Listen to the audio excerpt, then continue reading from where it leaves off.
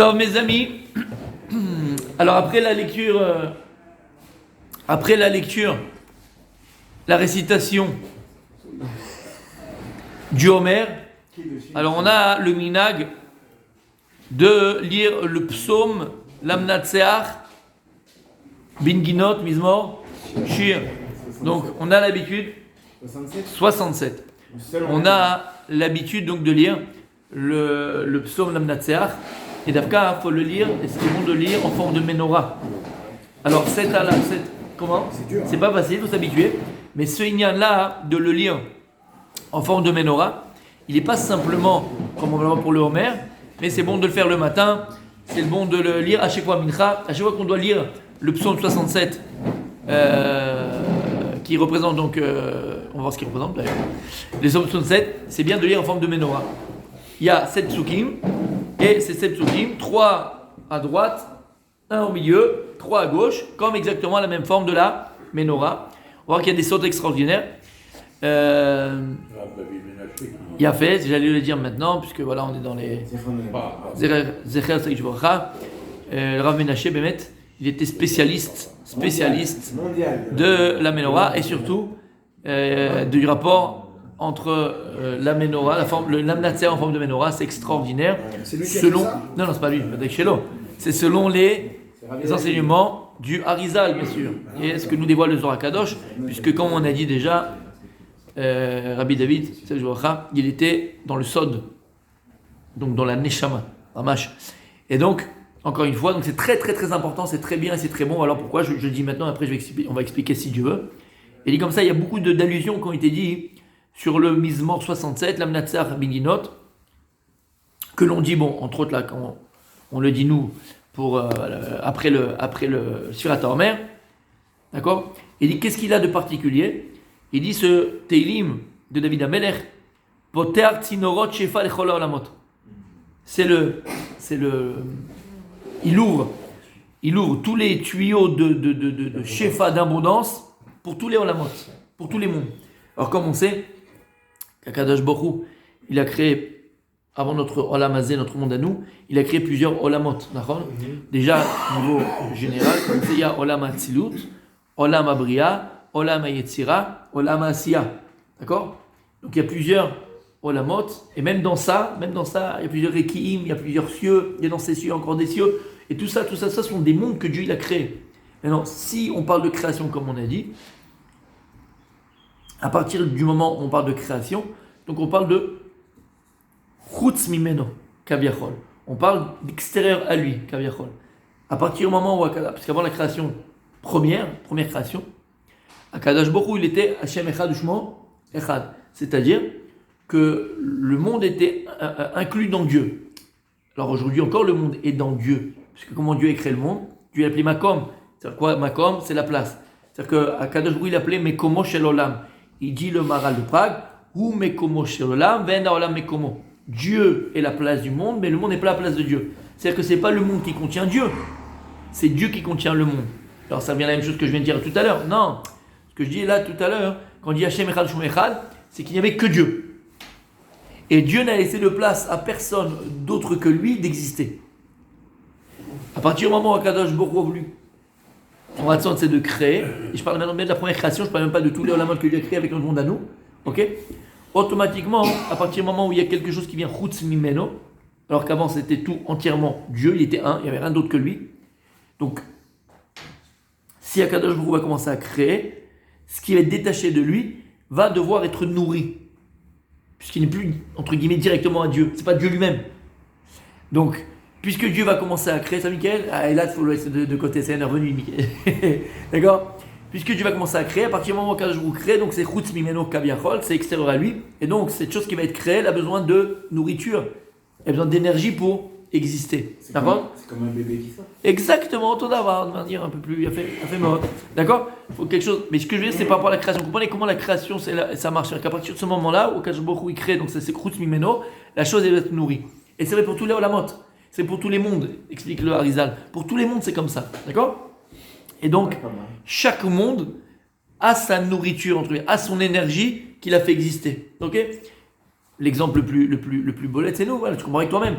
Kajbrou, le dernier monde que Dieu il a créé, c'est le Olam Asiya, c'est le Olam Hazé, c'est ce monde terrestre. Et ce monde terrestre, à l'inverse de tous les autres Olamot que Dieu il a créés, je viens de le dire, c'est le monde de la matière, mais pas seulement. C'est le monde de la matière et du spirituel, parce que Dieu il a créé un être unique qui va contenir ces deux entités qui sont a priori complètement contraires. Le corps et l'âme. Le corps, c'est la matière, l'âme, c'est le spirituel. Maintenant, ces deux entités-là, elles ont besoin, puisque c'est des créations, elles ont besoin d'être nourries. Le corps, il est nourri de la matière, et tu manges la nourriture, le maïs, le concombre, les tomates, la viande, le machin, les poissons, tu te nourris de la matière. Et l'âme, elle aussi, elle a une nourriture, puisque c'est une création, donc elle a besoin de nourriture. Et la nourriture de l'âme, c'est la Torah. C'est le spirituel, il y a fait, donc c'est le spirituel, tout ce qui est spirituel. Et l'âme, elle reste reliée à Dieu, non?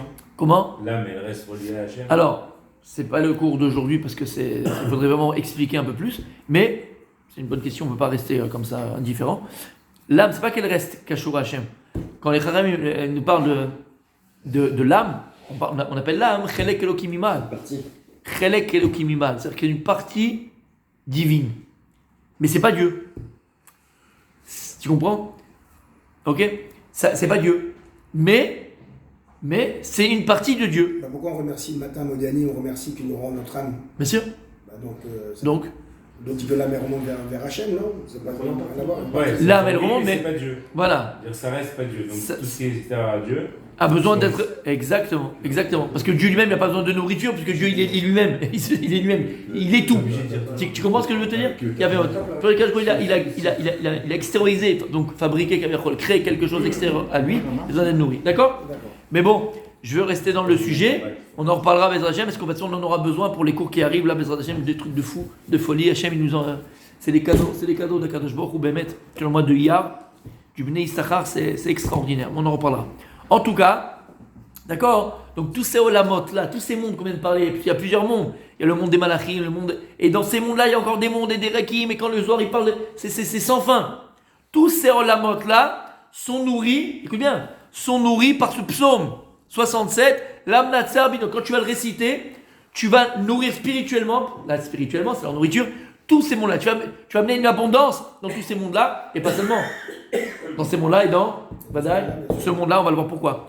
Et il dit c'est quoi? Tinorot, Rochma, toutes les tuyaux, tous les tuyaux de l'intelligence, les tuyaux du Rocher, les tuyaux de la tzachah, de la réussite, toutes ces choses-là, elles sont concentrées dans le Teilim 67, l'Amnatseach. C'est le tzinor, c'est le madlik, c'est le catalyseur. D'accord, c'est le tuyau qui va te faire venir l'intelligence, la richesse, l'abondance, la réussite. Mais Gorem Lanou, l'Amli Hachem Yvara Kulam. Et quand on va rester ce psaume, en vérité, qu'est-ce qu'on fait? On va donner la royauté de Dieu sur tous ces olamot, sur tous ces mondes-là. Parce qu'en vérité, écoutez bien. Et là, je vous une petite parenthèse.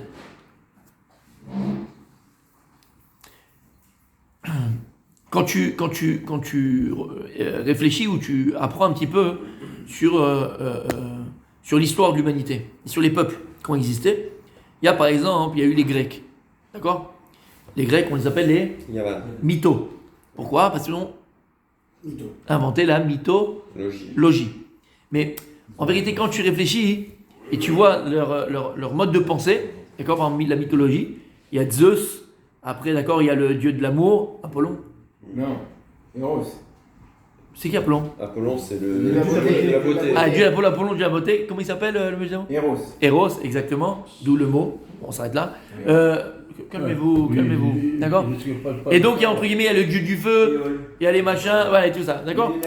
En vérité, le Rambam nous explique quelle a été l'erreur des peuples. Quelle a été l'erreur? Parce qu'en vérité, tout le monde vient du même endroit, on vient tous d'Anna Marichon, on vient tous du machin, on a connu Dieu, on sait Dieu. Quelle était même ça, du déluge, tout ça? Quelle a été leur erreur? C'est quoi, des intermédiaires. Ils se sont Exactement. Comme le roi de la Radagel. Et pourtant, cette anthropomorphie. Oui. La mère, par exemple, elle parle. La mère, elle. Donc il y a une part de vérité dans l'interprétation. Dans la Torah, la mère, elle parle. Ah, la mère, je vois la mère, maman. Non, la mère. La mère. Il y a nager.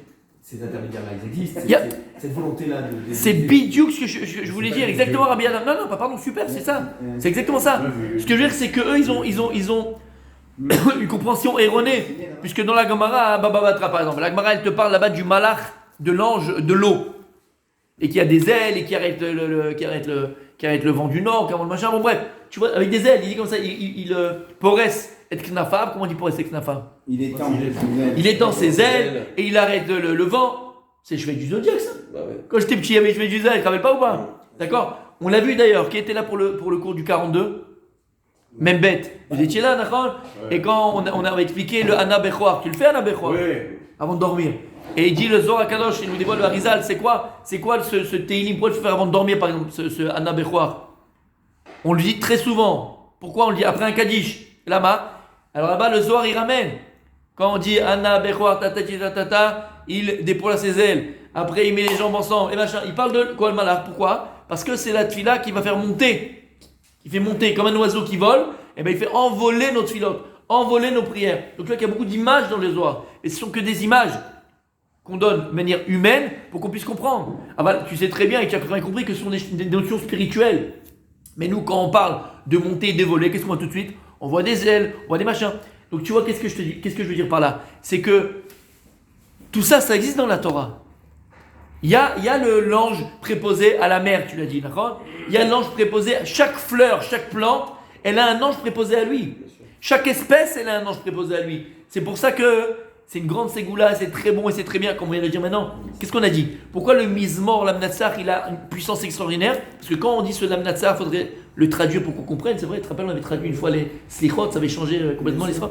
Il faudrait le traduire peut-être, on va le traduire si Dieu veut. Mais juste une chose, il dit pourquoi on est Mamlich et Hachem? On va donner la royauté de Dieu sur terre, d'accord? Il y a une autre chose qui est très importante, grande ségoula, c'est laquelle? Perek Shira. T'as entendu parler du Perek Shira? Et c'est une ségoula, il faut le dire 40 jours. T'as entendu parler du Perek Shira? Il a fait mort. Pourquoi? Alors il y a une de 40, comme Shabbat dans le ciel, il est monté 40 jours, 40 nuits. Il y a ce lien de ségoula. 40 jours. Ouais, d'affilée. C'est une grande ségoula pour la fila que tu veux, pour ce que tu as besoin. C'est une grande ségoula à dire tous les jours. Maintenant, qu'est-ce que tu dis là-bas? La grenouille, elle dit. Le lion, il dit. Viens, on va au zoo, on va voir si la grenouille, elle le dit, toi et moi. On va voir si le lion, toi, t'es devant le truc. Mais je te dis que oui, il a écrit, il est en train de parler, le lion, et c'est ce qu'il dit. Il explique le Reprem Vologine. Il explique ça, tu vois. Il dit non, il n'y a pas le lion qui parle, c'est pas la panthère qui parle, c'est pas le soleil qui parle. C'est qui parle? C'est l'ange qui est préposé à cette espèce. Shomer Shira Kol Yom. Mais c'est le malach. Donc tu vois que chaque espèce, c'est là aussi un malach. Et donc les mythos, qu'est-ce qu'ils ont fait? Ils se sont trompés, exactement. Ils ont donné. Puisque Dieu a donné une force. Dieu il a donné une force à ces malachim-là. Dieu a donné une force à ces anges-là. Dieu leur a donné une force. Mais la force de ces anges-là, elle n'est pas intrinsèque à eux. Elle est automatiquement, elle est de manière très très intime, directement liée à Akadosh Baruch Hu. C'est-à-dire que c'est Akadosh Baruch Hu, au moment où ce malach il va donner, c'est Akadosh Baruch Hu qui lui donne la force. Et donc comme toi et moi. Si maintenant je peux parler, je peux respirer, je peux rigoler, je peux manger, je peux parler. Qu'est-ce que nous on fait? Gava, t'es orgueilleux. Je fais la guerre. Korivot Semyadi. Si tu avais maintenant l'esprit qu'à l'instant où tu parles, tu clignes de l'œil, bouger ton petit doigt, tu ne peux pas si c'est pas Kadosh Baruch Hu qui te donne l'énergie de pouvoir le faire. Donc en vérité, de qui tu dépends? De Dieu. Entièrement. C'est pour ça que tu dis quoi? Avant la Hamida, Hachem Sefatay Tiftar, Ufiyagit Ilatecha. Ça a été rajouté par les Chachamim. Quel rapport? Pourquoi tu dis ça? Là, tu viens ici donner la ligne directrice de ta Hamida. Le seul moment de ta journée, fiston, le seul moment de ta vie, de ta journée, où tu dois être mevatel et tatzmecha legamre, tu dois t'annuler complètement et entièrement, c'est Bishat Atfila. Au moment de la Tfila, tu comprends que tu n'es rien. Même rien, c'est déjà quelque chose. Si c'est pas toi, Kadosh Baruch Hu, qui me donne la force de bouger mes lèvres et de dire tes louanges, même ça, je peux pas le dire. Chaque petite respiration, chaque seconde, mini-seconde de vie, je te le dois. Donc en réalité, tu n'es pas entièrement d'Akadosh Baruch Hu. À la seconde où je te parle, et c'est pareil. Ces malachim là, Dieu leur a donné une force, dit qu'il dépend à chaque instant d'Akadosh Baruch Hu. Alors qu'est-ce qu'ils ont fait eux, les mythos et tout cela? Ils ont coupé le cordon et ils en ont fait des divinités. Ils en ont fait des forces intrinsèques à elles-mêmes. Il a un corps. Le soleil, il a une force intrinsèque à lui. L'ange de la mer, il a une force intrinsèque à lui. Tu comprends ce que je veux te dire? Et ça a été leur erreur. Ouais, c'est les premières, c'est les Égyptiens, ceux qui ont fait ça. Monsieur, les Égyptiens, les Grecs, mais tu parles tous les peuples. Bien sûr, tous les païens. Tous les païens, ça a été ça. C'est pour ça qu'ils croyaient en Elohim et pas en Hachem. Bien sûr, c'est la Teva. C'est la Teva, c'est exactement ça. Et donc, ça a été leur erreur. Et regardez bien, on arrive à Matan Torah. Pourquoi ils ont eu de retour maintenant? Écoute bien, si ça marchait. Parce qu'ils ont des forces. Ils ont des forces. Dieu leur a donné des forces. Écoute bien. On arrive à Shavuot, mon rabbi. D'accord? Et alors on avait fait le cours sur ça, vous vous rappelez? Qu'en vérité, le vrai Shavuot, c'est pas celui qui arrive. Hein. Ah oui, on a reçu la Torah, on a accepté la Torah à Shavuot. Mais est-ce qu'on l'a reçu Béhémet? À Kippour. À Kippour. Parce que Moshe Rabbeinu va casser l'étape de la loi. Traite à Hegel, la faute du veau d'or. Omer a Meshech Chochma quelque chose d'extraordinaire. Pourquoi Moshe Rabbeinu il a cassé les louchot? Plein de réponses sur ça. Plein de réponses sur ça. D'accord? Plein de réponses sur ça. Et il répond quelque chose de magnifique, d'extraordinaire, il ne faut jamais l'oublier. Et il dit, lorsque Moshe Rabbeinu il a vu que le Ham Israël, qu'est-ce qu'ils ont dit? Qui bochesh Moshe la redet. Moshe il a tardé à venir, Moshe c'est fini, machin. Viens, on se fait un leader, d'accord? Et ils ont fait le veau d'or. Et l'Elohecha Israël ne veut pas faire un dieu. C'est pas un dieu qu'il voulait faire. Il voulait faire un intermédiaire. Il voulait faire un manig. Il voulait faire un dirigeant, un guide. D'accord? Lorsque Moshe Rabbeinu, sans lui, ils ont vu qu'ils ont fait la faute du Hegel. Parce que lui, il a tardé à venir. Il s'est dit, mais attends, les gars, vous êtes complètement hors piste. C'est-à-dire que vous faites dépendre la Torah d'un homme, de moi. C'est-à-dire qu'ils ont fait dépendre toute leur Torah de leur Rav, de Moshe Rabbeinu. Comme ça, il dit Meshech Chochma. C'est-à-dire que Moshe Rabbeinu, ils l'ont divinisé. Ils ont divinisé leur Rav. Et donc Moshe Rabbeinu a dit, attends, ils ont rien compris à l'histoire, eux. Je suis juste un intermédiaire. Comme il dit à Kadosh Baruch Hu lorsqu'ils ont fait la faute du Hegel, qu'est-ce qu'il a dit Hachem? L'air Red. Et dit Agmar Maset Brachot, l'air Red Migdulatra. Red, descends. Descends de quoi? Descends de ta grandeur. Moshe, tu ne me sers plus à rien. Pourquoi j'avais besoin de toi? Pour que tu sois dirigeant de mon peuple. Tu étais un intermédiaire entre moi et mon peuple. Si maintenant le peuple il n'est plus là, alors toi j'ai plus besoin de toi. L'air Red Migdulatra. Dégage, j'ai plus besoin de toi. Va-t'en.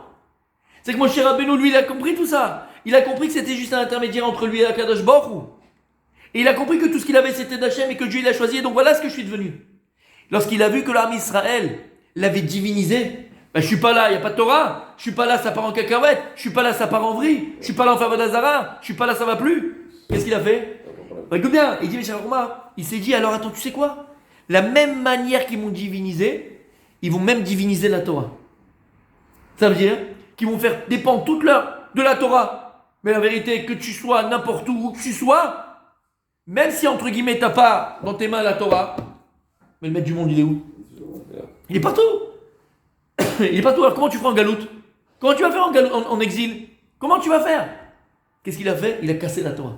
Il dit, Meshech Chochma, pour leur montrer que la relation qu'on a avec Akadosh Baruch Hu ne dépend d'aucun intermédiaire. On a besoin de l'intermédiaire, attention, mais il ne feront pas divin. Et c'est pour ça que lorsque tu vas, par exemple, l'intermédiaire pour nous éclairer. Allumer une tombe d'un tzaddik ou allumer une bougie, l'Elul Nishmat, et pour avoir un Yatzlacha, tu ne vas pas prier le tzaddik, fais-moi. Il n'y a rien de tzaddik. Sinon, ça devient une secte.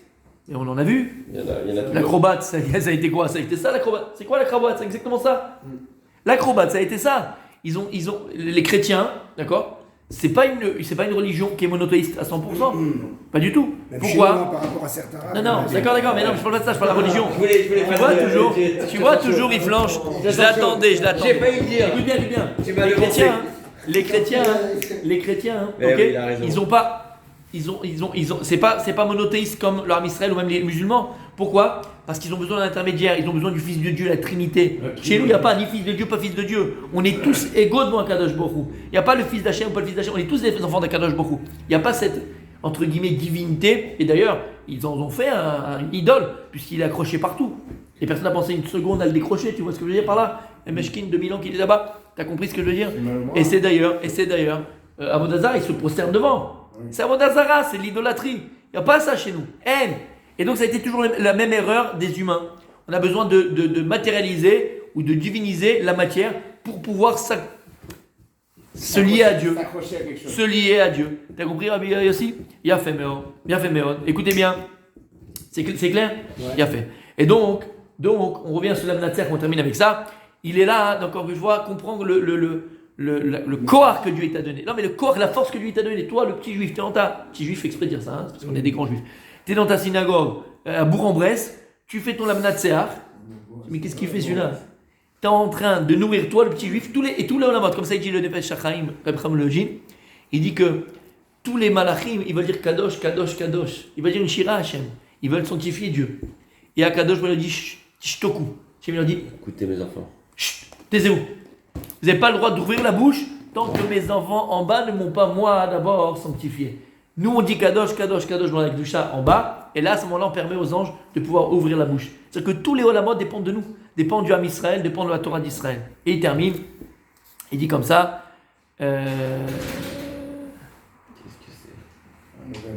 D'accord. Si maintenant par pas par malheur mais dommage, le type il a pas, t'as pas le Mnatseach, d'accord, avec la menorah dans ta main, il dit c'est très bon et c'est très bien de l'avoir photographié dans ta tête et de le prononcer malgré tout, tu fermes les yeux, tu penses B'mar Shava, la visualiser, c'est quand je tiens le mot, et la visualiser et de dire le Mnatseach en forme de menorah. Continue demain, pourquoi, comment, encore une fois, la vie beaucoup de choses. C'est bon pour les yeux.